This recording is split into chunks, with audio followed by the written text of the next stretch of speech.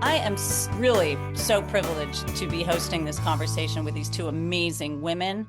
I'm going to give very short, brief bios, but I mean, honestly, I could take the whole hour sharing what these two amazing women do. Jocelyn Benson, as I'm sure we all know, is Michigan's Secretary of State. In her role, in this role, she oversaw Michigan's elections in 2022 and 2020, both of which drew record-breaking turnout and earned her the national recognition, including the John F. Kennedy Profiling Courage and the Presidential Citizens Medal. The new voting rights and protections for all eligible Michiganders, eligible voters, that she has spearheaded makes Michigan a model for all other states to follow. So, wow. Welcome, Secretary Benson. Thank you for being here. Wendy Weiser. Hi. Wendy Weiser is Vice President for Democracy at the Brennan Center. She founded and directed the program's Voting Rights and Elections Project. She directs litigation, research, and advocacy efforts to enhance political participation and prevent voter disenfranchisement across the country. We're really fortunate to have you both here. Thank you for coming to BigTent. I turn the conversation over to you. Well, thank you so much, Mary, and thank you so much to BigTent for being such a critical resource and such a source of much needed energy to strengthen our democracy and our key concerns.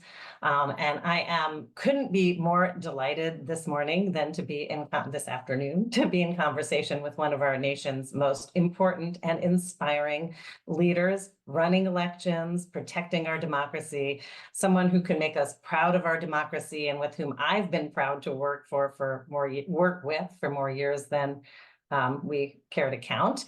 And so before I dive into the questions, I just wanted to turn it over to you, Jocelyn, if you want to say a few words. Secretary Benson. Thanks, Wendy, and hi, everyone. It's really great to be here in Galentine's Day and the precipice of a momentous election year. It's going to be a noisy election year. A lot of folks are worried about a number of things, and top of the list of those worries are the future of our reproductive freedoms and our democracy. And I think in many ways, as Mary was pointing out, these concerns are at the forefront of a lot of our minds because they have good reason to be. They're concerns that are that we feel in the context of violent or sometimes nonsensical rhetoric, calls for deep division and even civil war and the demonization of political opponents. All of that is going to be increasingly prevalent this year, and it will damage many voters' faith in their voice, their vote, and in the well-proven security and accuracy of our elections. So I have, I think we're all clear-eyed, having lived through 2020 and 2022, about the rocky road ahead of us. But I'm also clear-eyed about the fact that none of us have to stand idly by. We have tremendous power as citizens, as women, as voters, as Americans, and with all its challenges, 2024 is a great opportunity, I believe, to prove that we as a nation, no matter where we live or what political party we may belong to, that we are committed to the protection and preservation of the American dream and American democracy. So as Michigan Secretary of State, I'm excited to be a part of that in this moment. And great to see so many of you here also connected to Michigan or connected to other battleground states. I think no matter where we are, as I mentioned, we've got a role to play this year. And I know that's a lot of what we're going to talk about today. And I hope you leave here with even greater clarity that you had at the beginning of our conversation about what you can do to be a part of this moment. So thank you so much, Secretary. We're going to dive right into the getting ready for the 2024 election. As you know, we are all worried about many, many things this presidential election year. One key worry is voter access. For more than a decade, we've witnessed a deluge of laws across the country, making it harder for eligible Americans to vote, disproportionately targeting voters of color, students, other vulnerable voters. last year alone, according to the Brennan Center, are tracking 14 states passed 17 restrictive voting laws. That's more than 100 laws passed in the past decade, and 2/3 of those have actually been passed since the 2020 election. So this is a really significant threat across the country. But the news on voter access has not been all bad. While some states have been making it harder to vote, other states have been expanding voter access. And over the past 2 years, Michigan's been a bright spot. Under your leadership, it has become a national leader in expanding voting rights, expanding voter access, and expanding election integrity. So I'm hoping you can tell us a little bit about some of the new laws and measures that you have helped put in place to ensure free and fair elections, how effective they are, how should they make us feel more confident in the election this year?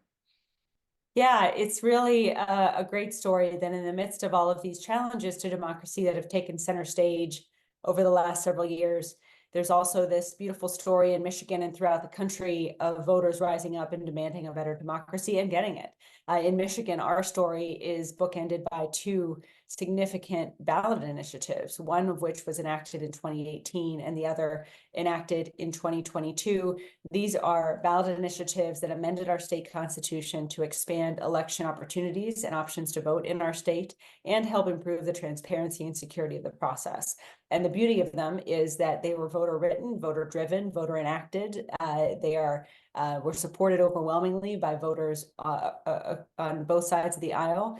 I won my reelection in 2022 by 14 points, but there were people who didn't vote for me, but still voted for these policies, because it won by an even greater margin, which is really quite remarkable.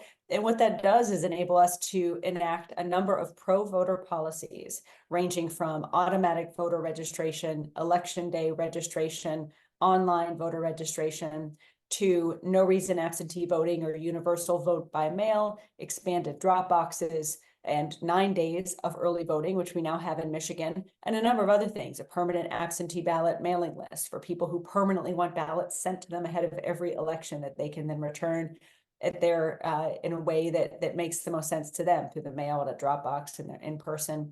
So we have drastically modernized our elections in Michigan with all of these policies, but no politician has championed them. It's really been voters, which has made it remarkably easier for us to then educate citizens about how to take advantage of these new policies, because many of them voted on them and believe in them and are familiar with them already.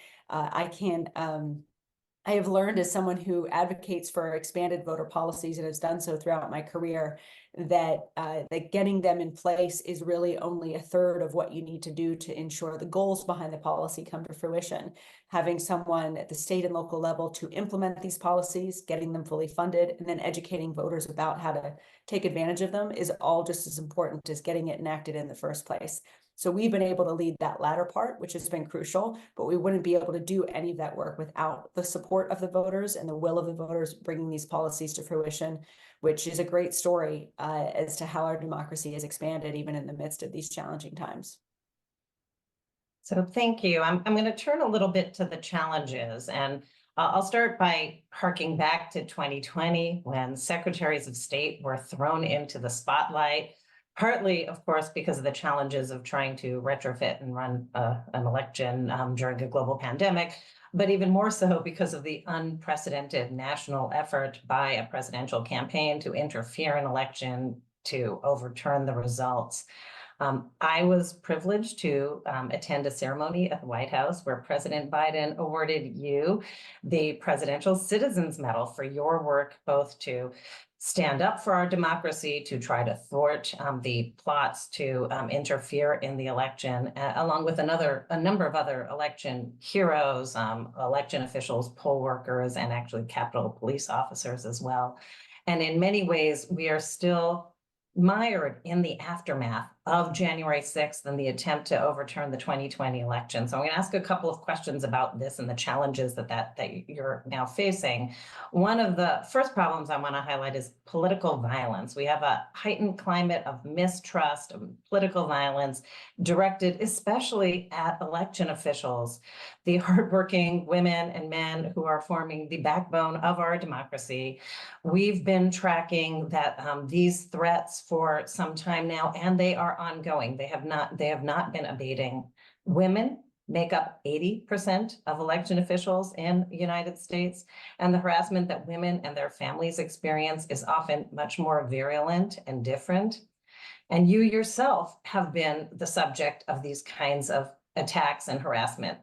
So I'm hoping you can talk a little bit about what you've experienced, what kinds of harassment you've seen in Michigan, how it's impacting your ability to do your job and the ability of your other colleagues to do their jobs, and what you've been doing to address these threats and what maybe we can do to support that and to help. Yeah, I think one of the greatest challenges of the last few years has been the result of the lies and the misinformation that is really rooted in one person's inability to accept that he lost an election. The lies and the misinformation that culminated even in the tragedy at our U.S. Capitol on January 6th, but also led armed protesters to come outside my home in the dark of night in December of 2020 to demand or try to pressure me to not certify a valid election. And local clerks throughout our state dealt with similar things in that moment and in the years since, to the point where we are all exhausted and we're tired of doing our jobs with integrity and yet still being accused of these sort of various conspiracy theories and falsehoods that result in people wanting to harm us and harm our families and harm our staff.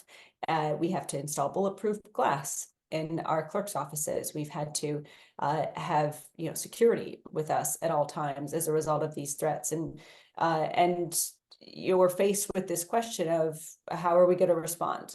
We know that those threatening us want us to be afraid. We know that they want us to feel unnerved or anxiety. And so our best response has been to reject that and instead return or sort of respond with strength and purpose and determination, and really being emboldened to do the work of defending democracy at a time when people want to demolish it in many ways. So I have been honored to stand alongside colleagues of mine across the country and within our elections here in Michigan who have only dug our heels in deeper and embraced our jobs as nonpartisan professional election administrators to ensure every voter can have rightfully placed faith in their voice, in their vote, and in their democracy. And they don't have to worry about us being threatened in a way that would diminish their voice or their vote. Instead, we come back stronger. And in doing that, we can push for a stronger and healthier democracy than ever before. In Michigan, in addition to that, we spent the time between the 2022 election and now strengthening our laws to ensure accountability for those who would threaten the people who personify democracy. We have stood firmly in our belief that you have to protect the people who protect democracy. And in doing so, we have made it a specific crime, not just to dox or swat an election official, but to in any way threaten their ability to do their job or their lives in the course of their job, with escalating penalties as perhaps crimes are repeated. So with that, along with partnerships with law enforcement and others, we've got a strong handle on protecting our election officials. And again, as a result, our community feels protected and also feels more determined than ever to ensure our elections continue to go smoothly, because that's our job. And we're really proud to be doing it even in this moment. Well, thank you. And you noted some of the measures you've put in place to protect against the kinds of attacks that have grown out of the post-2020 election denialism. Another one of the problems that we are continuing to face is the normalization and increased risk of efforts to subvert election outcomes. And a number of the tactics that were used and tried in and failed in 2020 do remain risks headed into 2024. We were tracking that in the publication, the Election Deniers Playbook. A lot of that is in the Protect Democracy resource we heard too. One of the tactics that we're worried about is that losing candidates might continue to try to persuade relevant local officials in Michigan, canvassing boards, to refuse to certify election results. This is something we continue to see not only in 2020, but in 2022, despite the fact that it was unlawful. Michigan recently passed a ballot initiative to address this. So I'm hoping that you can talk a little bit about what that is and why that's important, and whether you're still worried about this particular tactic that has been used in Michigan. Yeah, in various states, particularly battleground states, and I'm particularly worried and concerned this year about North Carolina and Wisconsin in this regard. You have a post-election certification process in which some entity, be it a board of canvassers, as we have here in Michigan, or a secretary of state or a governor, must certify and finalize the results of the election. And so one of the pressure points in 2020 were citizens trying to stop that certification from happening. We know already that that will be tried again. And we know in doing so, there are really two tracks to the strategy of trying to influence the election. One is actually to block certification, or to put enough gum in the process, so to speak, that it would slow it down and would create enough avenues of doubt and a record of wrongdoing, perhaps, that would enable the acceptance of another alternate slate of electors or other types of things to happen on January 6th, when Congress meets to finally federally certify the electors and declare ultimately the winner. So that said, there's a sort of a track of actually trying to interfere with the process. And then there's a separate track of trying to create this air of this cast aspersion, sow seeds of doubt, and create a narrative of illegitimacy, not just on the election, but on the ultimate victor, and thereby making it possible for them to govern. So the narrative war, as well as the actual war engaged in trying to stop the certification, are two fronts of the same battle that we're fighting in the post-election certification process. On the certification side, we've tightened up our processes even more.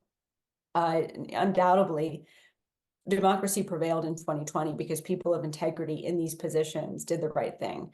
What we've done in the years since is making it even clear that they have a ministerial role to certify the elections, and they don't have the authority to reopen closed challenges or other things to cast seeds of doubt or otherwise block the process. We also can swiftly go to court if a certification does fail, and we are prepared to do that in 2020. We'll be prepared to do that in 2024. There are very little legitimate avenues through which, and because there's so many checks and balances, there are very little legitimate avenues through which certification can ultimately be formally blocked in the states. They can make it harder, more painful, more challenging. And indeed, that's the strategy, or perhaps pressure officials like lawmakers or others to interfere with the process in some sort of official way. But there's enough checks and balances across the board to typically stop those challenges to certification from coming fully to fruition and completely overturning an election result. That said, those checks and balances could fail, and there's always a path. But the bigger path, or I would say the path that gets more oxygen by those trying to interfere with the certification process, is to win the narrative war, even if the actual effort fails. And that's the battle we really fought full force in 2020, because we knew if Michigan's elections didn't get certified, or if we had to go to court to compel certification, that would create an additional air of questions around the election that could enable the vice president to accept alternate slates of electors in Congress on January 6th. So going into 2024, we know this remains the playbook. We've tightened up our processes to make, as I said, certification go even more smoothly and have less opportunity for wiggle room when you have legitimate election results deserving of certification. But that said, we have seen a number of lawsuits already in Pennsylvania, in Michigan, and elsewhere, challenging the people who are registered to vote, our voter rolls, trying to create a record, essentially, of questions about our election processes now so that in the post-election process, they'll have a more robust argument than perhaps they did in 2020, that for some reason, those election results shouldn't be trusted. So we already are seeing the movements now. They will and potentially enter that post-election process in November with a stronger argument. I don't say argument, with a stronger, more sophisticated effort to try to overturn our elections that we're prepared for. But all of us need to be able to prepare for the narrative piece and try to push back on the lies and misinformation that will undoubtedly be part of the effort, so that their attempt to create an air of illegitimacy around the election fails just as much as any attempt to wrongly overturn the certification would fail as well. So these are all really critical points that we don't have time to unpack them all, but the huge disinformation warfare that is going on, and the big disinformation battle that is going to be critical to winning for having a free and fair election in 2024. The multifaceted nature of the attacks, and you elevated something that's reasonably new since 2020, which is weaponizing the courts, using litigation to try to undermine voter access, undermine the election integrity, undermine the election system. There were 60 lawsuits that constantly get repeated where the Trump campaign lost, trying to overturn the election. But in the ensuing year, there's been now hundreds of lawsuits brought by extremists trying to challenge election administration practices or otherwise undermine elections, and that's ongoing, and it's a new front and a new area that we're all fighting in. Another challenge that I'm going to throw into the mix is cybersecurity. We are facing very increasingly difficult threat environment, both from within and from without. The cybersecurity threats both threaten to exacerbate this misinformation problem that you mentioned, and also the security of our election system. We know from the Director of National Intelligence that recently China, Russia, Iran, and other foreign adversaries actually tried to interfere in the 2022 election, and there are risks from within as well. In Michigan, you had to get decommissioned voting machines in a county, and one as in some other states as well, because there was actual unauthorized access of election equipment by people who were trying to prove a conspiracy theory and thereby compromise the security of our election system. And the cyber threats are already exacerbating not only the misinformation, but the new AI technology threatens to supercharge all of these risks. So I'm hoping that you can talk a little bit about how these cyber threats are impacting the disinformation landscape in Michigan. How have you worked to strengthen the safeguards protecting Michigan's election system against these kinds of cyber threats and disinformation? And what more can we do to support that?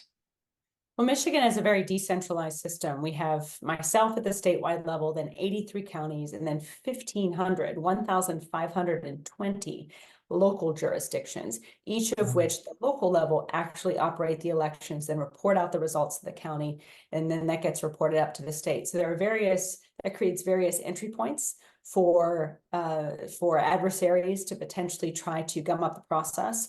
But it also makes it very difficult with all those checks and balances for any effort to interfere with our elections from a cybersecurity standpoint to have a significant impact.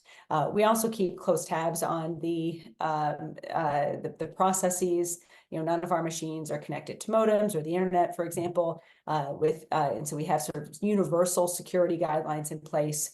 We have upgraded all of our local websites in partnership with the federal government over the last several years to ensure they are as strongly protected as possible against the potential for hacking. And we've shored up security in terms of who has access or is tracking access to our electronic poll books as well as our voter file. So we have strengthened our cybersecurity resources, and what is the far lower bar for foreign and domestic adversaries to use technology for, as well as the most likely avenue as a result, is not necessarily to try to hack into our voter file. That would be found, tracked, revealed, stopped we know we have the ability to detect those issues. What is more likely, and Wendy, you know this, we've talked a great deal about this over the last few years. What is more likely is that instead of trying to hack our voter systems, they'll try to hack the voters' minds through confusion and misinformation, in particular with access to artificial intelligence.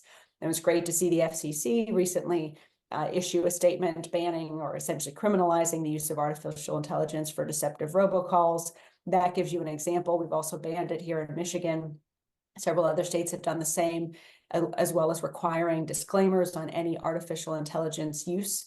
But, I was in a community meeting in Dearborn just last night talking about, how we have to be prepared for fake robocalls to go out on election day from the mayor or from a particularly influential voice in the city that are false, that are manipulated, but say, don't vote, or don't show up to this polling place because there's violence there, or false images going around, generated perhaps by sources in Russia and China, but sending them to voters in Michigan or in students who oftentimes wait to the last minute to vote, saying, don't show up to your student center, there's an active shooter drill happening or active shooter happening. There are so many ways in which lies and false images and manipulated voices can be used to have an impact on voters' faith in the process and their feeling of safety and comfort in participating in it. That we feel is the most likely, the biggest threat to security this year. We're working to put all processes in place to deter and rapidly respond to issues if they occur. But at the end of the day, it's up to us to make sure voters can't be fooled and develop the tools to protect voters from being fooled from these false messages. But we must anticipate they will come, and we must empower voters in every community to recognize the lies and the falsehoods and not be fooled by them. If we do that, then no tactic will succeed. But it's both the most greatest challenge and the beauty of our democracy, that it's ultimately the citizens who are at the heart of ensuring election security, and their ability to protect themselves from being quote unquote hacked and confused about the process is our strongest focus in securing our elections writ large this cycle. And just listening to you, I think it should be clear to everybody how much of a all hands on deck, busy effort this has been just to do the basic job of making sure that an election runs smoothly and is not subverted, undermined. And I do want to also call out one area of strength where there's been real partnerships developed between election officials and law enforcement and federal agencies and other state departments in order to work together on these strategies to protect against the deluge of disinformation and other attacks. And I do think that adds some strength. I wanted to, before turning over to question and answer, I wanted to turn to last week. Last Thursday, the Supreme Court heard oral arguments on the question of whether Colorado may bar former President Trump from appearing under the ballot under the 14th Amendment because he engaged in an insurrection on January 6, 2021. You attended oral arguments. You submitted a friend of the court brief asking the court to provide finality. And you said that that's necessary so that the states and their election officials can conduct efficient and meaningful elections. So I'm hoping that you, before we turn to the Q&A, you might tell us a little bit about why you did that, why this case is important, and it's important for the court to issue a decision, and what are your thoughts on that case? Yeah, I'd love to hear yours too, because you're the legal expert here. I think for me, I originally approached this issue, the 14th Amendment, and whether Donald Trump, whether it disqualifies Donald Trump from serving as a law professor and as a dean, right? I used to be the dean of a law school. I'm a law scholar. My community is among election law experts. And so I first embraced this as an opportunity to take this new novel theory in a very unique set of facts and apply it in a way that would create, a very clear statement on whether or not the former president was disqualified. And as I went into that, I talked to my colleagues in other battleground states. We wanted to have a roundtable with scholars come in and really look at it. And as we went down that path, I realized that yes, I could, with my law professor hat, come up with my own position and view on this particular issue. But is it right for me as the Secretary of State of Michigan to use my authority to then act on that view? And there are a lot of people who believe that, and there are a lot of, I guess, analogies that have been made to other types of qualifications, age, term limits, and citizenship, that are actually, frankly, very clear in the law for the most part, although you can imagine a scenario where there's ambiguity about a birth certificate and its origins. But for the most part, it's more straightforward than this nuanced question of the application of the 14th Amendment. And so as I began to recognize that there's a lot of ambiguity here, the law professor in me started thinking, well, who's the right authority? Who is the right decision maker here? I don't think it's a politician. I think it's the courts. And in our legal system, it's the US Supreme Court that has the ultimate job of interpreting particularly nuanced provisions or new provisions of the US Constitution.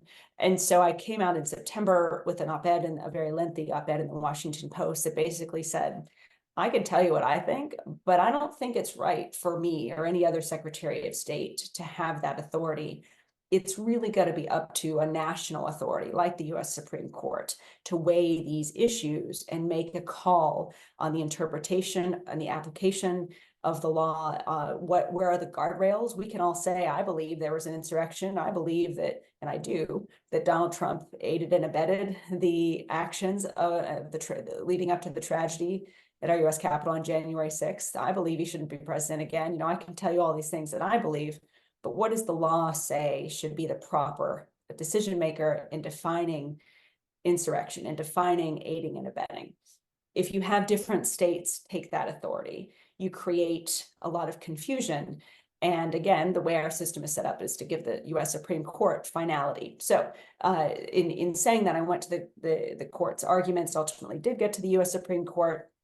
And I was really encouraged because 75% of the 2.5 hours that we spent there were spent on this question of who should have the authority to make this call, to define these legal terms, to ensure due process, so that moving forward, if this is brought up again, or people are also tried to be disqualified, that we've got a process in place and a clear precedent for how to move forward. Whether it was Justice Jackson or Justice Kagan or many other justices, what was really interesting is that there was almost complete unanimity from the court on the importance of uniformity and the importance of a federal authority making this call.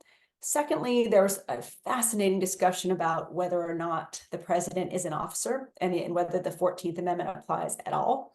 I think that is, I have my prediction as to how the court's going to rule on both of those questions. But at the same time, I don't know, validated to see the justices acknowledge that the text of the 14th Amendment is ambiguous, and that they seem to be leaning towards saying that given that ambiguity, it would be better to fall on the side of democracy, as Justice Jackson said, letting the people decide who is qualified to be president when it's not as straightforward in the law. Nothing the justices said indicate that they didn't believe January 6th was an insurrection. Trump's own lawyer called January 6th the criminal and violent act, a riot, I believe. So I think there's a lot of ongoing discussion that's going to happen once this ruling calls down, and as to the appropriate accountability for Trump's involvement in a very clear, concerted effort to overturn election results in 2020. And I hope that the immunity case, for example, enables that accountability to happen. And I believe that it will. And for us, either way, we're looking forward to getting some sort of finality. I think probably next week is my prediction from the court. They meet on Friday for a conference. I imagine there will be some sort of statement coming down next week, although we'll see. But however the court rules, it's not going to impact our efforts to continue to call for the former president to be held accountable for attempting to overturn the will of the people. And those legal proceedings will move forward as they should. Well, thank you for that. We're gonna turn it over to Q&A and just want to underscore that last thing you said, that the really important case for accountability is that federal prosecution, the Jack Smith case that's still pending, this immunity appeal before the US Supreme Court. That's going to be the real critical test for accountability. The Colorado ballot access case is a much more complicated, intersecting set of issues. It's not the principal vehicle for accountability for January 6th. With that, I'll turn it back over to Mary for the Q&A. Wow. Well, thank you both so much. That was fascinating. I mean, we got to so many topics and there's so much more to discuss. But that was really a fulsome conversation. So thank you for that. I wanted to just follow up a little bit, pull a little bit more on the thread about AI and disinformation. I feel, I went on ChatGPT and I asked, what questions should I ask about cyber threats and stuff? And so it was sort of asking AI to figure out what questions should be asked about AI. And of course, I thought it was funny because one of the questions it added was, what role do you see AI playing in safeguarding our democratic processes in the future? So I'm asking that because, it shouldn't all be bad, right? AI will produce some good outcomes, I hope. And I'd love to hear your thoughts on that. Yes, both of us, or how do you want to? Either one. Why don't you go Secretary ahead? Benson, you go first. Okay. Yeah, I think, certainly, as I mentioned, we know that there are a lot of ways in which artificial intelligence will create opportunities for disruption in our elections, but we also believe it could be a tool for educating voters, at least as provided it provides them with accurate information, and which is one of the things we're mindful of. If you Google, when is election day, or where's my early voting site? Or if you ask Alexa or any artificial sort of use of our artificial intelligence to tell you something about an election rule, we want to make sure it's accurate. And so we've been working with OpenAI and a number of other sources to make sure that it's accurate. And as a state government as a whole is actually looking at productive, useful ways to use securely artificial intelligence to increase the efficiencies of our work. So all of that is on the plate. And I think part of what we'll do over the next several years is explore those opportunities, particularly after the 2024 election, when we know a little bit more about this truly emerging technology that is still relatively new. What we do have more clarity on, though, even with the newness, is the very likelihood that there will be images, videos, and other things generated with artificial intelligence. We already see it happening with the robocall in New Hampshire, and that those, as much as AI could be used to spread accurate information, it could also and will also likely be used as a tool to spread false election information. And so a lot of our focus has been on equipping trusted messengers. We've actually launched a voter confidence council and several local voter confidence councils in our state that's comprised of business leaders, labor leaders, faith leaders, sports leaders, educators, and others who are trusted. Faith leaders in particular are trusted messengers in their community. And then we are equipping them with the information they need to direct citizens to trusted sources like local government and election officials' websites to get their election information, as opposed to robocalls or even Google searches that could lead to bad information being accepted by voters. There's also a lot of websites that have popped up to try to detect artificial intelligence and debunk false and misleading statements or technology or images. And we're partnering like factcheck.org, PolitiFact, RumorGuard, and a number of others that are going to help us get the rapidly respond to the use of artificial intelligence to confuse citizens. But as you said, Mary, we don't want to just see it as a negative. We are actually trying to find creative ways to use it as a benefit. And I think you'll see more of those perhaps going to the 2026 election cycle, because right now the bulk of our focus is on protection from the misuse of it. Thank you. Wendy, do you have anything to add or anything more on the national level we should be aware of?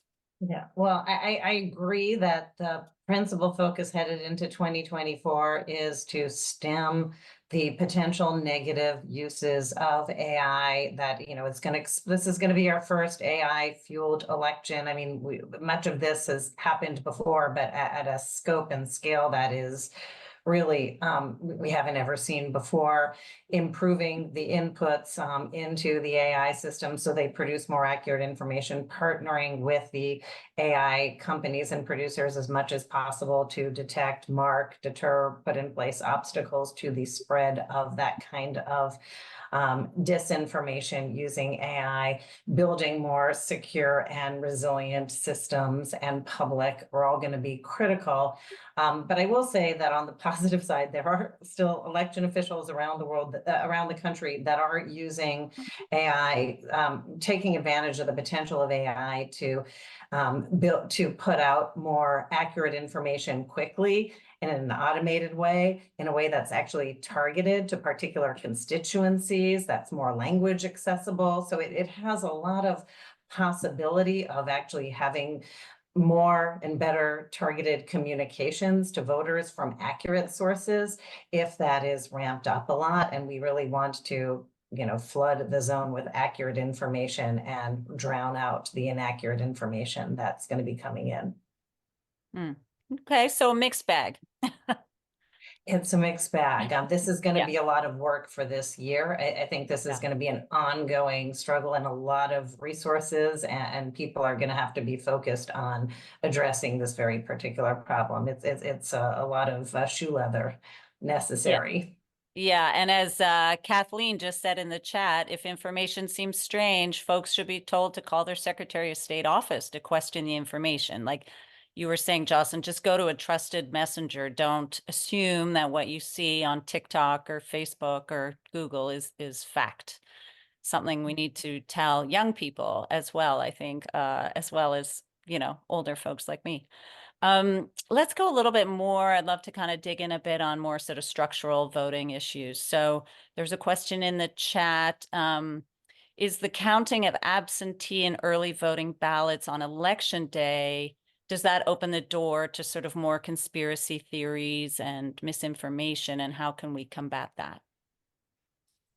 Well, I think a couple of things. One, in Michigan, at least, we have a broader window for processing and tabulating absentee ballots. We can now start that about 10 days before the election as opposed to on election day itself, which is a significant benefit because it enables us to kind of be prepared for election day even more so. Still on average, half of all absentee ballots are returned on election day. So nevertheless, there will be a significant number of counting of mail-in ballots on election day and verification of them as we go into the night and begin announcing election results.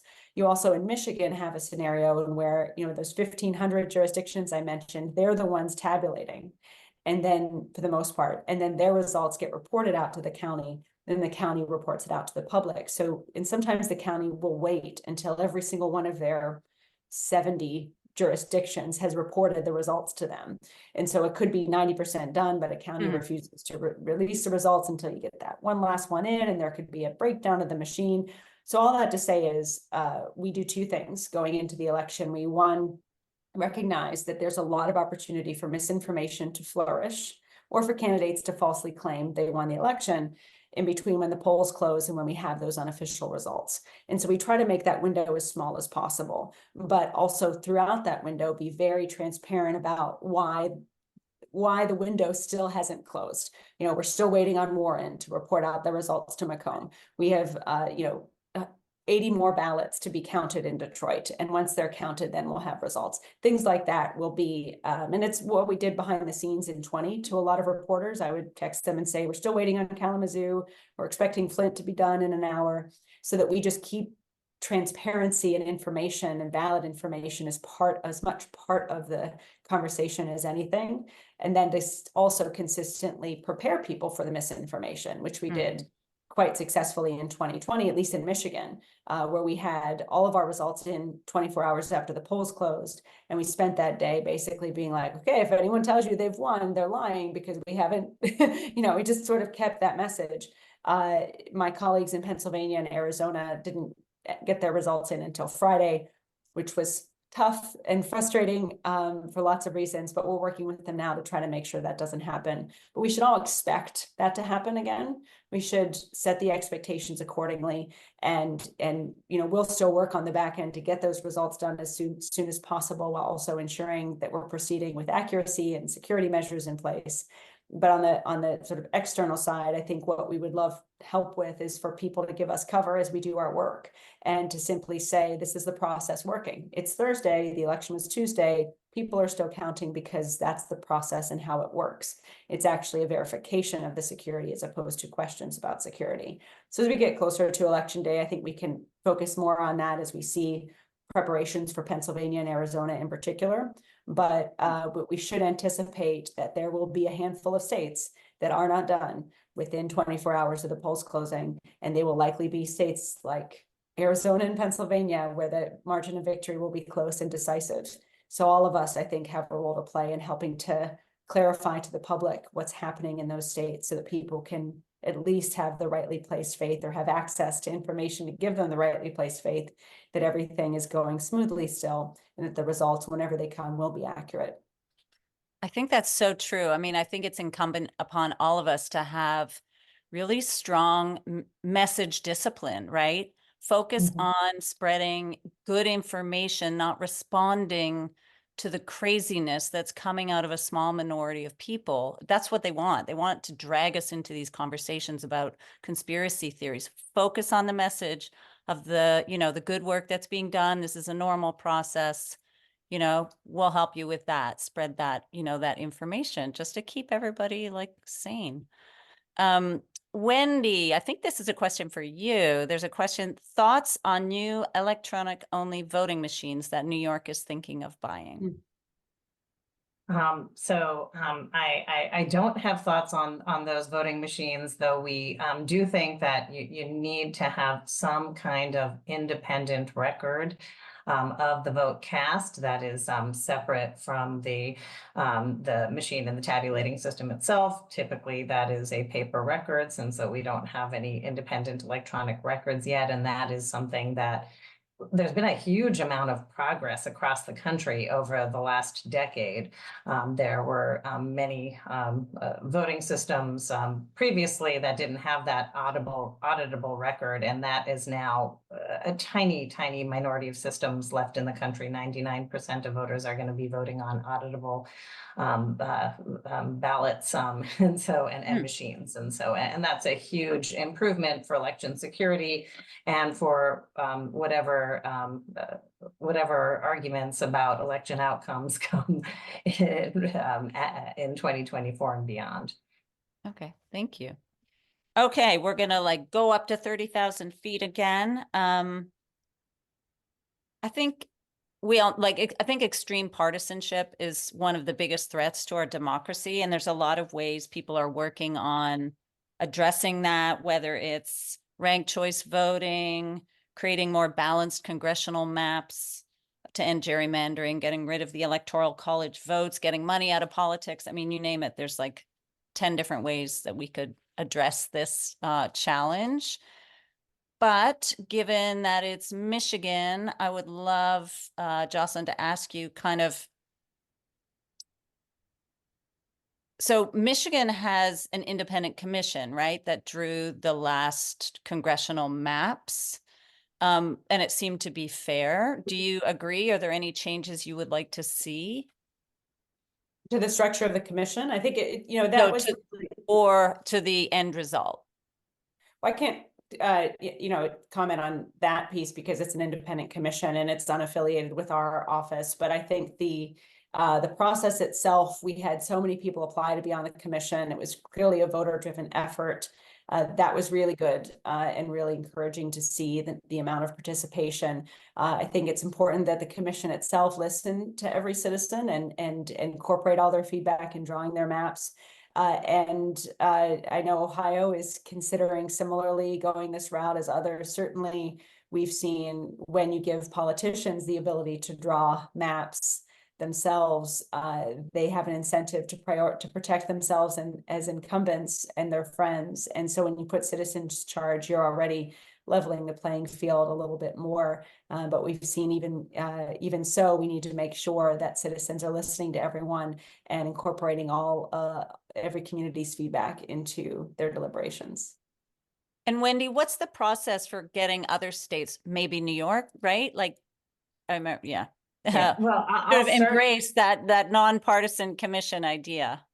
So Ohio is a great example to elevate. There is an effort led by former state Supreme Court Justice Maureen O'Connor and our clients and colleagues, the Ohio Organizing Collaborative and a range of other groups, and Brennan Center is part of this effort to actually try to pass a ballot initiative this coming election to not only establish an independent commission that's effective, but also to make sure that it's the criteria and the redistricting criteria are enforceable in court. There was a real travesty in Ohio where the state Supreme Court 5 times struck down the gerrymandered maps that were being produced as unconstitutional, but did not have the authority to put in place a remedy. So kept sending it back to the legislature, kept getting maps that were unconstitutional, and that's what Ohioans voted under. So that's going to be a real bright spot. It is that same state that actually just by ballot initiative put in place some protections for abortion and beat back efforts to try to make it to undermine the direct democracy ballot initiative process. So I think there's a lot of hope that that can make a big difference. But I do want to say it's not just one thing that we need to do to fix our democracy. These challenges right now are on multiple dimensions. And we're seeing states like Michigan actually put in place a lot of solutions. Like one alone, just fixing redistricting alone wouldn't solve the problem if you can subvert your election outcomes, or if you can suppress the votes, or if people can't solve. Like, we need to strengthen the systems of our democracy across the board. And I would argue nationally. And so I'll just say that it is very critical that as we think going forward in 2025 and beyond, that we think of solving these problems through national legislation, putting in place baseline national standards to end gerrymandering, to stop election subversion, and to ensure that there's some baseline level of voter access that every American can rely on. There is legislation that almost passed, the Freedom to Vote Act and the John Lewis Voting Rights Advancement Act. This is still a real key priority, because if we don't fix this nationally, we're going to be having these conversations on Zooms year after year. This is not what what our democracy ought to look like. Okay, thank you for that. Speed round. What can we all do to get people excited and engaged in this year's election? I think there's a short answer and a long answer to that. I mean, short answer. Got to be short. Sorry. Well, the reproductive freedoms and all the fundamental rights and freedoms that have been on the ballot for the last several years are still on the ballot. Democracy is on the ballot. Our fundamental rights and freedoms are on the ballot. And, 2024 will be a defining year for all of us. And our votes as individuals and as a nation need to reflect who we are and who we want to be in the years ahead. So I think it's on each and every one of us as Americans to be a part of moving forward in this moment and defining who we are as a nation that is inclusive, that does respect and protect reproductive freedoms, that does believe in the power of every voice and every vote. It's on us this year to make that statement and to excite people about the power we have to define ourselves and our country and stand up for ourselves and our country in this moment. I think the more we can focus on defining the election cycle in those very big ways, as opposed to getting tangled up in accomplishments and all the rest, we've got a better chance of exciting people, because this is an election that's about us and our future, as they all are, but even more so when we look at the dramatic way in which our values and vision could be damaged, perhaps irrevocably, with if the election, I don't know if we're nonpartisan or not, so I don't know what I can say, but if the election goes one way or the other. So, well, the Brennan Center is nonpartisan, but I think that there's a lot that folks can do to mobilize to support the election. There's a lot you're already doing, and I want to elevate that, but also be a poll worker or an election worker, mobilize people to register to vote, to get other folks out to vote, support the groups that are doing that good work of mobilization, support the spread of good information. If you're an employer, give your employees time off to vote or to work in elections. And support groups that are working on the critical issues that actually inspire people to get out and vote. And again and again, be a source of good information, combat misinformation, and pre-bunk any misinformation. I think people become resilient and better equipped to thwart and reject disinformation and misinformation if you give them the information in advance, if they know it's coming and they know how to recognize it. So some examples. I hope that folks can also join with the Brennan Center. We have information in the chat about our dinner, about our other ways of getting involved, but we would love to work with you in any and all ways. Wonderful. Thank you both so much. This has been fascinating. I want to close out the conversation today with a quote from Jon Stewart, who I hope you all watched last night. He said, "So the good news is, I'm not saying you don't have to worry about who wins the election. I'm saying you have to worry about it every day before it, every day after it, forever. Although on the plus side, I'm told at some point the sun will run out of hydrogen." So I watched that clip and I'm going to post it later today, just saying like, this is 2024, people. We got to focus on November, but the work never ends. Democracy is a decision and we have to all decide to do our part. that's right. Thank you for that. Thank you, everybody, for joining us on Big Tent. Hope to see you again soon. Bye-bye. Thank you too very much.